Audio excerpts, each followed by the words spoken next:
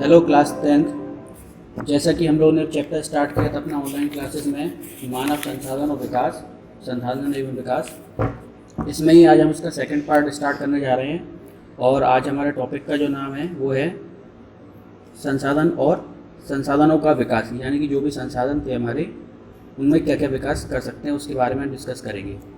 ठीक है, सबसे पहले लिखा हुआ है संसाधन का मानव जीवन में बहुत अधिक महत्व है। जैसे कि पहले बताया था, जो भी संसाधन है चाहे वो प्राकृतिक हो चाहे जैविक हो, उन सब का मानव जीवन में बहुत बड़ा महत्व है। ठीक है, मानव जीवन की गुणवत्ता को बनाए रखने के लिए बहुत आवश्यक है संसाधन प्रकृति की विशेष देन है, और मानव जीवन की गुणवत्ता को बनाए रखने के लिए संसाधन का बहुत बड़ा योगदान है।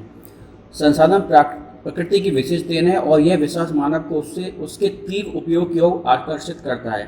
यानी कि हम मनुष्य जो है वो ये सोचते हैं कि संसाधन जो है प्रकृति की देन है, ये हमारे लिए गॉड गिफ्ट है, भगवान प्रकृति ने हमें दिया हुआ है, तो उसको हम क्या करते हैं और आकर्षित होते हैं, उसको और ज़्यादा से ज़्यादा यूज़ करना चाहते हैं अच्छे से अच्छे तरीके से।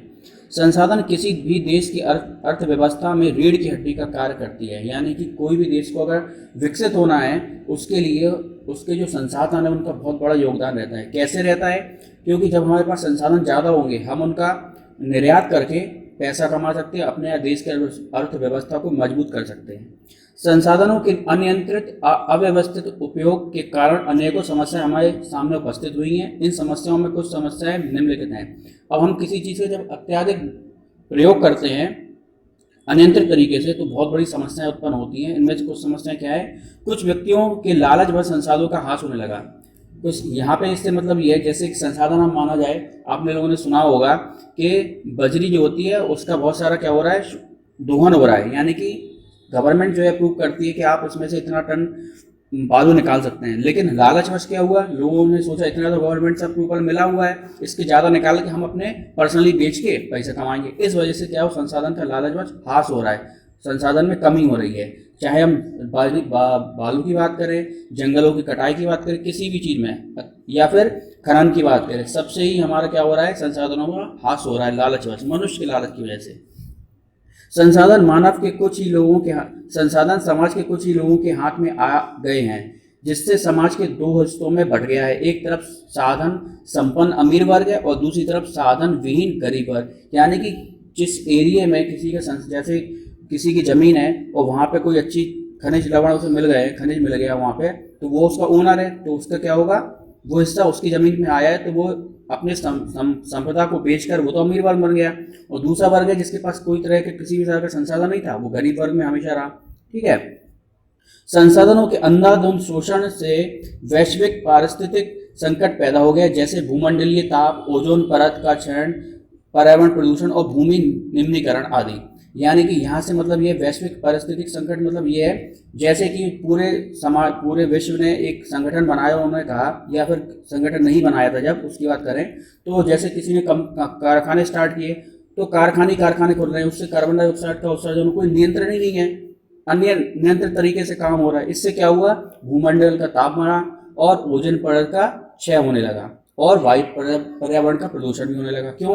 अगर कोई भी कंपनी खुलती है, कुछ होता है इस तरह से, तो उसमें प्रदूषण तो हो रहा है, साथ में उससे जो भी अपशिष्ट पदार्थ निकलेंगे उनको हम या तो बहाएंगे या फिर जमीन में गाड़ेंगे, उससे भी क्या होगा, हमारी भूमि का दोहन होगा या फिर प्रदूषित होगी वो। ठीक है, ये हमारे क्या थे, संसाधनों के विकास वो। इसके बाद बात करते हैं मानव जीवन की गुणवत्ता और वैश्विक शांति बनाए रखने के लिए समाज के संसाधनों का न्याय संगत विभाजन आवश्यक हो गया है। यहाँ पे एक पॉइंट आया है, वैश्विक शांति को बनाए रखने के लिए। अब संसाधन से वैश्विक शांति का क्या मतलब है, इसके बारे में समझते हैं। क्या हुआ, आपने जानते हो कि गुणवत्ता तो बात समझ में आती है कि हम लोग उसका यूज़ करके अपने आप को, मानव जीवन को अच्छा बनाएंगे।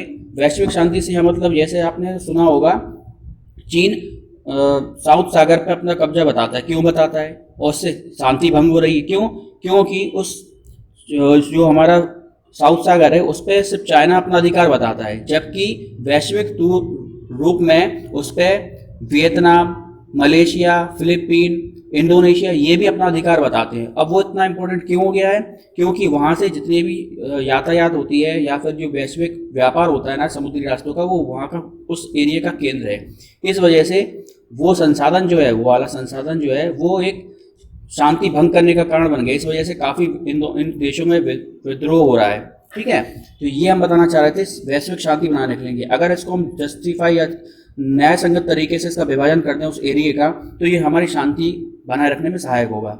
ठीक है, यदि संसाधनों पर कुछ ही व्यक्तियों तथा देशों में स्वामित्व स्थापित होने की प्रक्रिया जारी रही तो हमारी पृथ्वी का भविष्य खतरे में पड़ सकता है। देखो, यही मैंने रीजन बताया था, अगर एक देश पूरी तरह से उस पर अपना कब्जा कर लेगा तो बाकी देशों में क्या होगा, प्रॉब्लम क्रिएट हो सकती है और विश्व में, पृथ्वी पर भी खतरे की संभावना बढ़ सकती है।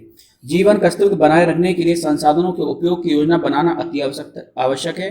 इसके लिए सतत आर्थिक विकास की आवश्यकता है।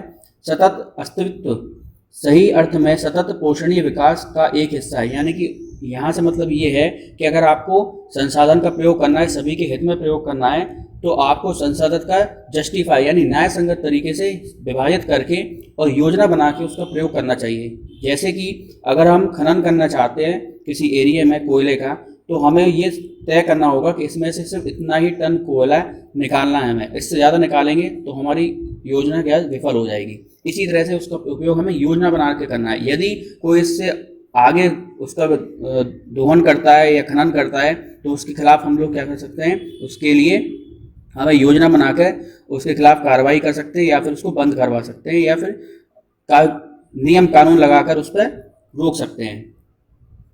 सतत पोषणीय विकास क्या होता है, ये परिभाषा लिखी हुई है। सतत पोषणीय आर्थिक विकास से अभिप्राय ऐसे विकास से जो पर्यावरण को नुकसान ना पहुंचाए।